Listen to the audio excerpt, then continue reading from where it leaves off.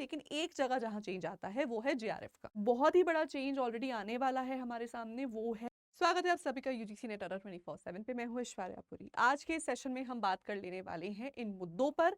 इनमें से कोई भी अगर है आपका सवाल तो सेशन को देख लो, क्योंकि बहुत ही लॉजिकली, प्रैक्टिकली और लेटेस्ट अपडेट्स के साथ में सभी जानकारी आपको देने वाली हूँ।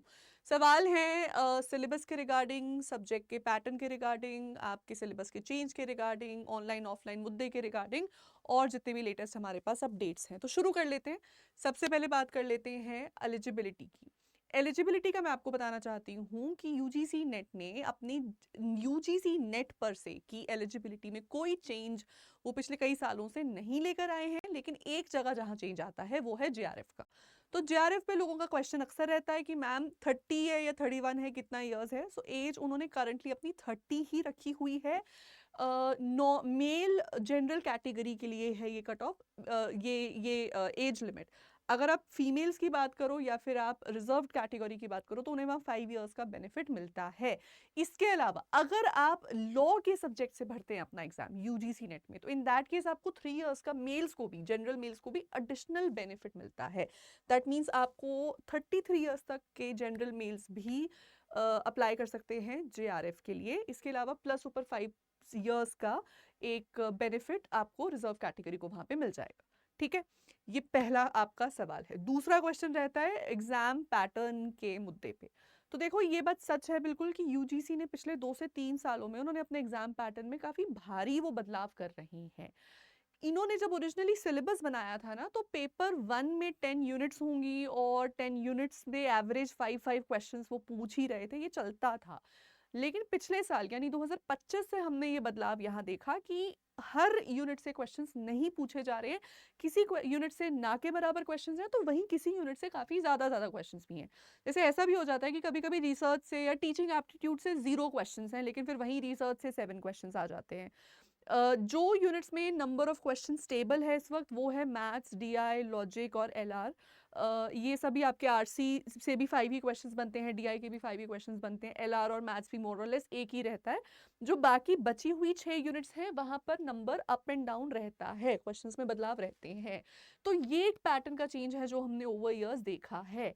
इससे आपकी तैयारी पे क्या इम्पैक्ट पड़ता है? यही इम्पैक्ट पड़ता है कि पहले आपको गारंटी होती थी कि चलो ये 5 टॉपिक्स, अगर ये 5 क्वेश्चंस मैं नहीं कर पाऊंगा तो मैं इस टॉपिक को छोड़ देता हूँ, लेकिन मैं किसी दूसरे टॉपिक में फुल 5 on 5 अटेम्प्ट करके आऊंगा और सही भी करके आऊंगा। तो आप पेपर 1 को वहां पे अपना बैलेंस करके चल सकते थे। अभी क्योंकि ये पैटर्न में चेंज आ गया है तो बैलेंसिंग वहां पॉसिबल है नहीं। प्लस हर साइकिल में आउट ऑफ 50 क्वेश्चन से 2-3 क्वेश्चन ऊटपटांग भी पूछ रहे हैं, जो कि करंट अफेयर से है या फिर मूवीज पे से क्वेश्चंस पूछ लेंगे, इस तरीके के सवाल। तब आप एक्सपेक्ट करो कि पेपर 1 में भी जो पहले रहती थी ना हमारी स्ट्रैटेजी की ऐसे ही चलता है, चलो पेपर से 10 दिन पहले भी पढ़ के चले जाएंगे, हो जाएगा, अब उस अप्रोच से काम नहीं चलेगा। और नंबर 2, अब आप कोई भी यूनिट छोड़ नहीं सकते, बिकॉज व्हाट इफ जिस यूनिट को आपने छोड़ा उसी से 7-8 क्वेश्चन आ गए, फिर आपका पेपर डूबेगा वहां पे। तो ये एक पैटर्न का चेंज है जिसको हमें थोड़ा ध्यान में रखना है। आप प्लीज अपनी स्ट्रैटेजी अकॉर्डिंगली बनाइए, अपनी तैयारी पेपर 2 के साथ साथ पेपर 1 की भी कीजिए, हर यूनिट को बहुत ही अच्छे से करिए, क्योंकि अब तो जितने भी करंट अफेयर बेस्ड क्वेश्चंस हैं या फिर मूवी बेस्ड क्वेश्चंस हैं, वो तो चांसेस कम ही होते हैं उनको कि हम आंसर कर पाए। वहां मार्क्स डूबेंगे तो कहीं और से हमें मार्क्स को पिक करना ही पड़ेगा। अगले मुद्दे पे आ जाते हैं ऑनलाइन ऑफलाइन मोड पे। तो ऑनलाइन ऑफलाइन की अगर मैं बात करूं तो लास्ट टाइम जब प्रॉपर एक ऑनलाइन ऑफलाइन मोड का पेपर हुआ था, वो आखिरी पेपर था जो सीबीएसई ने लिया था, विच वाज इन जून 2018। उसके बाद से जब से एनटीए ने एग्जाम टेकअप कर लिया था, उन्होंने पेपर ऑनलाइन ही कराया है। उसके बाद एक एक्सपेरिमेंटल ऑफलाइन एग्जाम कंडक्ट हुआ था 2024 जून में, लेकिन उसमें चीटिंग हुई थी तो वो कैंसिल हो गया था। उसके बाद से एग्जाम ऑनलाइन ही है। अब एग्जाम ऑनलाइन तो है, लेकिन उसको कराने की कॉस्ट बहुत हाई है। तो ये जो हमारा जनवरी वाला पेपर है, जो ओरिजिनली साइकिल ये पड़ता है दिसंबर 2025 का, तो इस एग्जाम से महीना पहले नवंबर के अराउंड पार्लियामेंट में ये मुद्दा भी उठा था कि एनटी को अपने सारे एग्जाम्स को ही ऑफलाइन करवा लेना चाहिए, बिकॉज वो करवाने की कॉस्ट उनकी लो है। ये चेंज आगे कब आ सकता है? फिलहाल नहीं कुछ चेंज इसमें मुझे आता हुआ दिख रहा। वाई? बिकॉज एक बहुत ही बड़ा चेंज ऑलरेडी आने वाला है हमारे सामने, वो है हैकी की establishment, Higher Education Commission of India की इस्टेब्लिशमेंट। तो जब वो हो जाएगी तो उस टाइम एनटीए का कितना रोल रहेगा, और क्या है कि एक दूसरी बॉडी बना लेगा एग्जाम कंडक्ट करवाने के लिए, क्या या एनटीए ही रहेगा, एनटीए रहेगा तो क्या नेट उन्हीं से होगा, ये सारे फैक्टर्स अभी हमें टाइम ही बताएगा। और फिर उसी के साथ एक और बहुत बड़ा सवाल भी हमारे सामने जुड़ा है सिलेबस चेंज का। जैसे कि आप जानते हैं कि जब जब एग्जाम कंडक्टिंग बॉडीज चेंज हुई हैं उसके साथ साथ सिलेबस भी चेंज हुआ है। जैसे कि पिछले बार की ही मैं बात करूं तो 2018 का जो पेपर हुआ था वो आखिरी एग्जाम था जो ऑफलाइन में था, उसके बाद ऑनलाइन हुआ है। लेकिन तब तक एक सिलेबस भी चेंज हमने देख लिया था। उससे पहले आपके थ्री मतलब पेपर्स होते थे, फिर 2 पेपर्स हो गए, साथ में सिलेबस भी चेंज कर दिया था। इस बार भी बहुत बड़ा चेंज जो हम देखेंगे आने वाले टाइम में वो है यूजीसी को खत्म कर देंगे, उसकी जगह Higher Education Commission of India बन जाएगा। अब वो Higher Education Commission of India जब बनेगा तो क्योंकि इतने बड़े रोल रिवर्सल्स यहाँ होंगे, उसके साथ एक सिलेबस का चेंज भी देखा जा सकता है। नेट के पैटर्न में ऑलरेडी बहुत सारी तब्दीली, बहुत सारे बदलाव आ गए हैं, और कई जगह वो अच्छा है, कई जगह वो बहुत बुरा भी है। जैसे मैं अपने ही सब्जेक्ट की बात करूँ, इंग्लिश के सब्जेक्ट में बहुत सारे बुरी हालात हैं। इस बार public administration, political science, mass communication, बहुत सारे सब्जेक्ट्स के स्टूडेंट्स के अलग अलग मुद्दे थे। मैं सब मुद्दों पे एक साथ तो बात नहीं करूंगी बिकॉज सबके मुद्दे अलग अलग थे, बट जैसे इंग्लिश में प्रॉब्लम थी कि क्योंकि वेल डिफाइंड सिलेबस नहीं है तो रेंज अनलिमिटेड हो जाती है। पॉलिटिकल साइंस वालों का कंसर्न था कि क्वेश्चंस का नेचर ज़्यादा ही फैक्चुअल आ गया, so that is not correct. इस तरीके के मुद्दे जो है हमारे सामने उठ रहे थे। अब हम उनको कैसे टैकल करेंगे, मतलब ये सिलेबस चेंज और आउट ऑफ सिलेबस का मुद्दा ये कैसे आगे इस साल हम इसको कैसे देख सकते हैं। तो देखो 2-3 चीज़ें हैं। ऑलमोस्ट सभी टीचर्स ने ऑनलाइन इस मुद्दे को उठाया है कि जैसे इंग्लिश जैसे सब्जेक्ट में जहाँ पे बिल्कुल भी सिलेबस वेल डिफाइंड नहीं है, वहाँ सिलेबस की डेफिनेशन तो एटलीस्ट दी जाए। But once you have a definition, मतलब आपको विड्थ प्रोवाइड कर दी है, तो आप डेप्थ को क्वेश्चन नहीं कर सकते। ये मेरा मानना है, और सिर्फ मेरा ही मानना नहीं है, ये साथ ही साथ इंडिया के अब तक जितने भी एग्जाम्स हुए हैं आप देखेंगे इन सब में यही पैटर्न फॉलो होता है। There are certain exams like CA के एग्जाम्स हैं, यूपीएससी का एग्जाम है, उनका सिलेक्शन रेट हमसे भी बहुत कम है, एंड प्लस उनका भी डिफ़िकल्टी लेवल बहुत हाई रहता है।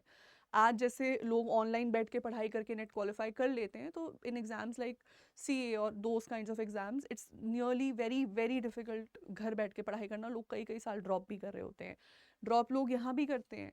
लेकिन दिक्कत ये है कि आप एग्जामिनर को ये नहीं समझा सकते कि आप किस टाइप के क्वेश्चंस पूछेंगे। लेकिन हाँ, अगर कहीं सिलेबस की कमी है तो सिलेबस ज़रूर मांगा जा सकता है, तो उस पे काम भी चल रहा है ऑलरेडी। अब ये है कि यूजीसी का मुझे जो अभी लग रहा है कि इनका जो एटीट्यूड है वो ये हो रखा है कि ठीक है, हमने जाना ही है तो अभी क्या ही करके जाएंगे, क्यों ही इतनी मेहनत करें। होता नहीं ऐसा, जैसे आपका दिन खत्म होने वाला है तो आप जाने से पहले आपकी वो दिन खत्म होने से पहले आपकी जो परफॉर्मेंस हो जाती है उसका लेवल लो हो जाता है, because you feel like the day is going to end, मैं क्यों इतना एफर्ट डालूं। यूजीसी का एटीट्यूड भी थोड़ा भी ऐसे ही लग रहा है, लाउजी एटीट्यूड उनका बन गया है। तो कोई भी एक ऑफिशियल सिलेबस में चेंज, यस मैं बिल्कुल देख रही हूँ जैसे ही है कि आएगा, लेकिन वो आता कब है? इस साल तो नहीं आता दिख रहा, 2026 में, 2027-28 में ये बदलाव आ सकते हैं। 2027 अगले साल बहुत बड़े बड़े स्टेट्स में इलेक्शन, जैसे उत्तर प्रदेश के स्टेट असेंबली इलेक्शंस हैं जो काफ़ी हद तक डिटरमाइन करते हैं आने वाले टाइम में इंडिया में कैसी सरकार रहेगी। तो अब मान के चलो ये सब पॉलिटिकल फैक्टर्स भी इसमें रोल प्ले करते हैं। आपको क्या लगता है, आप भी मुझे बताओ, आपको लगता है कि यूपी के इलेक्शंस जो है कहीं ना कहीं क्या वो नेशनल पॉलिटिक्स को इम्पैक्ट करते हैं या नहीं करते, और अगर करते हैं तो उसका इम्पैक्ट हमारे ओवरऑल हायर एजुकेशन पे कैसे आएगा? मुझे वहाँ पे वो चेंजेस आते दिख रहे हैं। जैसे उत्तर प्रदेश ने बैक टू बैक अपने एग्जाम्स, एक कहाँ एग्जाम यूपी टीजीटी पीजीटी का फॉर्म भरवा के छोड़ दिया था, एग्जाम अभी तक नहीं करवा पाए, और वहीं एक साल पहले अपने इलेक्शन से और कितनी नई भर्तियां निकाल के उनके एग्जाम्स भी करवा दिए, प्रीलिम्स भी करवा दिए, आंसर की भी निकाल दी है। तो देखो कुछ इम्पैक्ट तो यहाँ मुझे दिख रहा है इलेक्शंस का। उसका इम्पैक्ट डायरेक्टली नेशनल पॉलिटिक्स पे पड़ेगा, और फिर उसके साथ साथ उसका बदलाव यहाँ पर भी पड़ेगा। जब एनसीटी खत्म हो जाएगा, यूजीसी खत्म हो जाएगा, सिर्फ हैकी रहेगा, तो हैकी के पास पावर आएगी हाँ सिलेबस को चेंज भी करने की, और डेफिनेटली वो इलेक्शंस के अराउंड ये बदलाव लाने की कोशिश भी करेंगे। तो फिलहाल जो ईयर और जो अटेम्प्ट्स इन चेंजेस से सेफ हैं वो हैं जून 2026 और दिसंबर 2026। सो अगर आप में से किसी को भी एक एंग्जाइटी हो रही है, अनसर्टेनिटी की पता नहीं क्या होगा आगे, देन आई सजेस्ट आप इस साल 2026 में सीरियसली अपनी एग्जाम की तैयारी ज़रूर करें। और मैं एक और बात आप सबको बता दूं, सिर्फ नेट की ही बात नहीं है, आपको और भी अपॉर्चुनिटीज़ मिल रही हैं। अभी अपकमिंग हमारे पास नेट लाइंड अप है फॉर जून 2026, लेकिन इसी के साथ साथ आपको पता है झारखंड ने भी अपने सेट के एग्ज़ाम को को रिलीज़ कर दिया है। HP सेट भी हमारे सामने आगे लाइंड अप हैं, ठीक है। इसके अलावा बहुत बड़ा एग्ज़ाम होता है मध्य प्रदेश का, MP सेट भी लाइंड अप है। और MP का शेड्यूल बहुत पक्का है, तगड़ा शेड्यूल है इनका। ये MP सेट करवाते हैं, MP का असिस्टेंट प्रोफेसर एग्ज़ाम भी करवाएंगे, MP AP एग्ज़ाम भी करवाएंगे MP पब्लिक सर्विस कमीशन के थ्रू। तो बहुत सारे एग्जाम्स आपके पास लाइंड अप हैं। मुझे लगता है ये साल आपको लेकर चलना चाहिए ऐसा, जिसमें आप अपने सिलेक्शन का सोच ही रहे हैं। सर्टिफिकेट आपके हाथ में हो, जहाँ नौकरी लेनी है, जहाँ PhD में एडमिशन लेना है, आपको वो ले ही लेना चाहिए, ठीक है। अब यहाँ से अगर कोई और आपका नेक्स्ट क्वेश्चन है, वीडियो के नीचे कमेंट सेक्शन में मुझे लिख के बता दो। बाकी अगर तैयारी करनी है इसमें से किसी भी एग्जाम की, देन हमारे चैनल पे अड्डा 24/7 पे पेपर 1 पेपर 2 दोनों की कंप्लीट तैयारी होती है। 18+ सब्जेक्ट्स हम यहाँ पर कवर कर रहे हैं। इन एग्जाम्स की बेहतरीन सिलेक्शन वाली तैयारी करने के लिए आप नीचे दिए गए नंबर पर कॉल करिए। अभी क्या है ना, क्योंकि जैसे कि मैं कह रही हूँ कि एग्जाम के पैटर्न में पेपर 1 जैसे हल्का होता था पहले, पेपर 1 भी हल्का नहीं है, वो भी हैवी वेट हो गया है। प्लस पेपर 2 में भी दिक्कत ये आ रही है कि पेपर में क्योंकि सिलेबस नहीं है तो बहुत डिफिकल्ट हो रहा है समझना कि क्वेश्चंस को कैसे तैयार करें। फिर भी मैं आपको बता रही हूँ, फिर भी बता रही हूँ कि घर पे खुद से बैठ के अंधाधुन फायरिंग करने से अच्छा है कि किसी टीचर के साथ लग के ही तैयारी की जाए। बिकॉज देखो, दुनिया में कोई भी टीचर भगवान नहीं होता। पेपर में क्या आएगा मुझे नहीं पता, मुझे पता होता तो मैं 10 लाख रुपए की फीस लेती, आपसे मैं 6,000 का बैच नहीं बनाती। लेकिन 6,000 का बैच इसलिए क्योंकि मैं भी इंसान हूँ, आप भी इंसान हो, हम सब एक एग्जाम की तैयारी कर रहे हैं। हाँ, एक टीचर आपको well prepared and aimed up जरूर कर सकता है कि अगर क्वेश्चन अनदेखा अनसुना भी आ जाए तो उसको भी कैसे टैकल करना है। और फिर बाकी तो देखो, एंड में एक ही बात है, सिलेक्शंस हैं, सिलेक्शंस बोलते हैं, सिलेक्शंस का ही यहाँ पे सारा खेल है। तो ये नहीं सोचना कि मेरे मार्क्स 40 50 हैं 60 हैं, अगर 40% पे भी सिलेक्शन मिल रहा है ना, उसको भी ले लो, ठीक है। बाकी रेगुलरली यूट्यूब पे बने रहो, सब्जेक्ट में इंटरेस्ट जागृत करो, अपना सब्जेक्ट की तरफ प्यार बढ़ाओ, और सिलेक्शन के लिए क्लासेस में जुड़ जाओ नीचे दिए गए नंबर पे कॉल करके। अभी मैं ये भी बता दूं, हमारे चैनल पे जो एवरेज बैच है उसका ट्रिपल वैलिडिटी ऑफर, वैलिडिटी पे ट्रिपल वैलिडिटी ऑफर के आखिरी कुछ दिन की सेल भी चल रही है, तो उसका भी बेनिफिट उठाइए, क्योंकि उसके बाद फिर कभी ट्रिपल वैलिडिटी ऑफर्स हमारे चैनल पे नहीं आएंगे, ठीक है जी। So that's it for today, thank you so much. I am Aishwarya Puri signing off. और कोई भी अगर आपका डाउट है तो कमेंट सेक्शन में लिख के ज़रूर बताइए, सबके कमेंट्स पढ़ूंगी। Thank you so much.